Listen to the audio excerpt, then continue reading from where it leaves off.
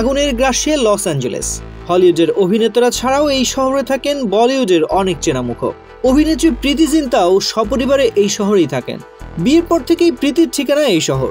বাড়িতে যমজ 2 সন্তান।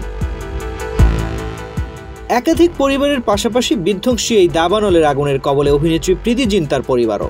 পুড়েছে তাদের বাড়িটিও। নিজেকে কিছুটা সামলে নিয়ে সোশ্যাল মিডিয়ায় সেই ভয়াবহ অভিজ্ঞতা শেয়ার করলেন এই অভিনেত্রী। এ প্রসঙ্গে প্রীতি জিন্তা লেখেন, এরকম একটা দিন দেখার জন্য বেঁচে থাকতে হবে জীবনেও ভাবিনি।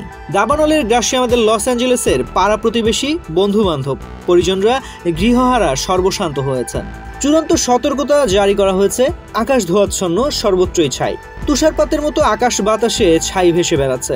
এরকম পরিস্থিতি চলতে থাকলে বাচ্চা এবং বয়স্কদের জন্য সমস্যা আরো বাড়বে। চারপাশের এই ধ্বংসলীলা দেখে আমি ভেঙে পড়েছি, তবে ঈশ্বরকে ধন্যবাদ আমরা যে এখনো সুরক্ষিত। প্রীতি আরো লেখেন, এই অগ্নিকাণ্ডে বাস্তুচ্যুত এবং সর্বস্ব হারানো মানুষদের জন্য প্রার্থনা করছি প্রতিটা মুহূর্তে। আশা করি শিগগিরই বাতাসের দাপট কমে গিয়ে আগুন নিয়ন্ত্রণে আসবে।